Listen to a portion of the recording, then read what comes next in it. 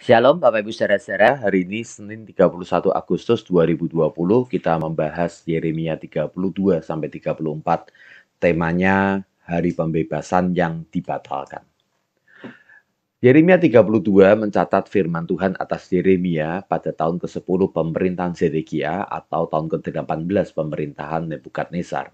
Saat itu tentara Babel telah mengepung Yerusalem kembali setelah mereka mundur saat Mesir datang untuk membackup Yerusalem.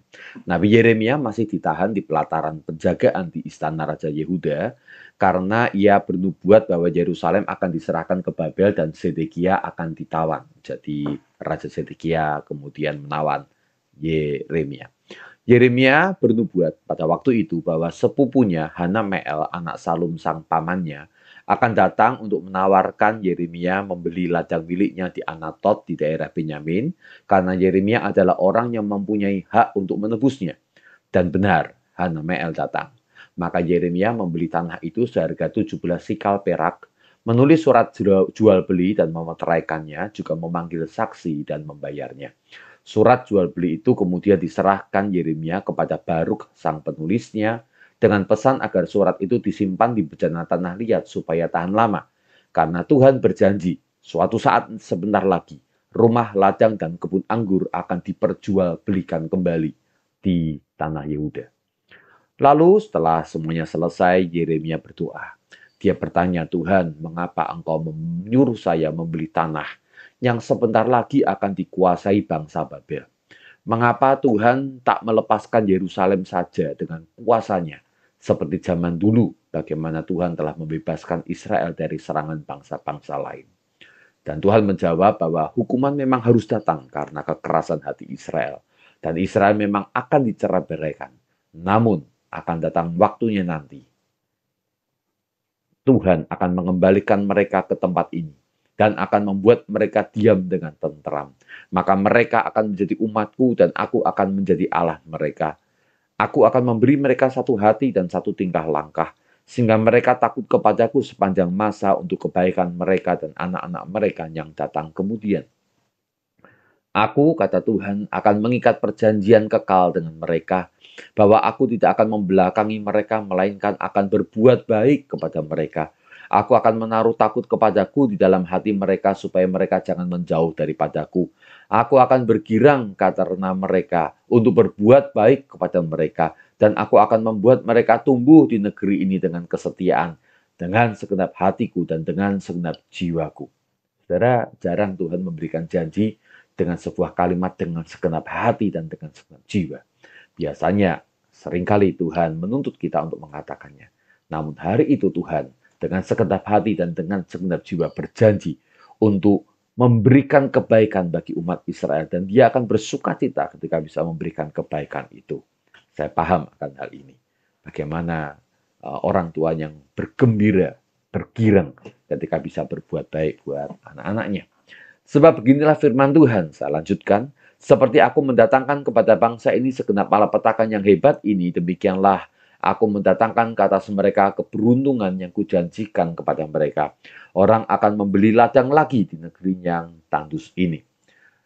Ayat 27 memberikan sebuah catatan tambahan. Sesungguhnya kata Tuhan, akulah Tuhan Allah segala makhluk. Adakah sesuatu apapun yang mustahil untukku? Pada Yeremia 33, firman Tuhan datang untuk kedua kalinya pada Yeremia. Dan firman Tuhan berkata demikian, berserulah kepadaku, maka aku akan menjawab engkau dan akan memberitahukan kepadamu hal-hal yang besar dan yang tidak terpahami, yakni hal-hal yang tidak kau ketahui. Apa hal-hal besar yang tak terpahami dan yang tak diketahui itu? Ada tiga hal. Pertama, akan datang waktunya Tuhan akan membangkitkan satu umat yang sudah ditahirkan. Memang Yerusalem akan dihancurkan karena Tuhan menyembunyikan wajahnya pada kota yang najis itu. Namun, ayat yang ke-6 dikatakan, sesungguhnya aku akan mendatangkan kepada mereka kesehatan dan kesembuhan, dan aku akan menyembuhkan mereka, dan akan menyingkapkan kepada mereka kesejahteraan dan keamanan yang berlimpah-limpah. Aku akan memulihkan keadaan Yehuda dan Israel dan akan membangun mereka seperti dahulu. Aku akan mentahirkan mereka dari segala kesalahan yang mereka lakukan dengan berdosa terhadap aku, dan aku akan mengampuni segala kesalahan yang mereka lakukan dengan berdosa dan dengan memberontak terhadap aku. Dan kota ini akan menjadi pokok kegirangan, ternama, terpuji, dan terhormat bagiku di depan segala bangsa di bumi. Perkara besar dan tak terpahami kedua adalah mengenai tahta Daud. Pada waktu itu dan pada masa itu aku akan menumbuhkan tunas keadilan bagi Daud. Ia akan melaksanakan keadilan dan kebenaran di negeri. Pada waktu itu Yehuda akan dibebaskan dan Yerusalem akan hidup dengan tentram.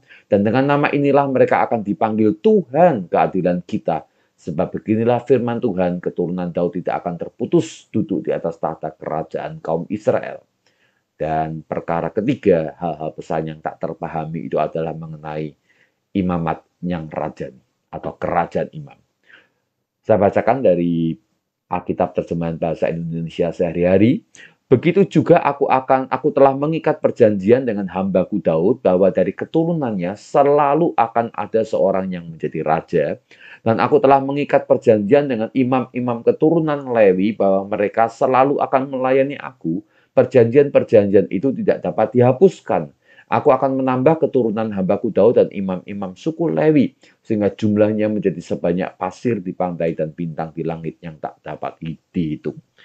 3 perkara tentang hal-hal besar dan tak terpahami ini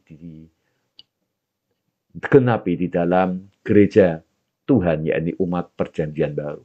Bahwa akan muncul sebuah umat yang ditahirkan Tuhan dari segala kesalahan. Itulah Anda dan saya sebagai gereja Tuhan. Bahwa Kristus Tuhan akan menjadi pewaris tahta Daud dan dipuji dan disembah sebagai raja di atas segala raja. Dan yang ketiga, bahwa kita semua akan menjadi kerajaan imam yang mewarisi akan pemerintahan Daud dan menjadi imam bagi bangsa-bangsa yang akan membawa keadilan dan kebenaran di tengah-tengah dunia ini, supaya dunia melihat betapa besarnya Tuhan kita. Pada Yeremia 34, ini dicatat ketika tentara Babel berperang melawan Yerusalem dan segala kota berkubu yang masih tersisa di kerajaan Yehuda, yakni kota Lakis dan Aseka. Pada saat itu Yeremia bernubuat bahwa Yerusalem memang akan dikalahkan Babel. Tetapi Zedekia tidak akan mati oleh pedang, melainkan mati dengan damai, dan rakyat akan menyalakan api untuk memberikan penghormatan dan meratapi dia. Tentu sebuah berita yang melegakan buat Zedekia yang terdesak saat itu. Terjadi sebuah peristiwa yang menarik pada saat itu. Raja Zedekia membuat sebuah perjanjian untuk membebaskan semua budak Ibrani sebagai orang merdeka. Sehingga di Yehuda tidak ada lagi seorang pun yang memperbudak sesama bangsanya. Namun sayangnya sebentar kemudian mereka berbalik pikiran. Para bangsawan dan pemimpin, mereka kembali mencari budak-budak yang telah dimerdekakan itu, lalu menangkap dan menundukkan mereka lagi dan memperbudak mereka lagi. Maka Tuhan menegur mereka, katanya, Tuhan ini telah membebaskan nenek moyangmu dari tanah perbudakan di Mesir, dan memberi perintah di akhir tahun ke-7 semua budak Ibrani harus dimerdekakan. Nenek moyangmu tidak melakukan. Tapi barusan kamu telah bertobat dan melakukan apa yang benar di mataku. Mengapa kamu berbalik pikiran? Maka aku akan menyerahkan orang-orang yang melanggar perjanjianku dan yang tidak menepati isi perjanjian yang mereka buat itu. Diserahkan kepada para musuh sehingga mayat mereka menjadi makanan burung-burung di udara dan binatang-binatang di bumi.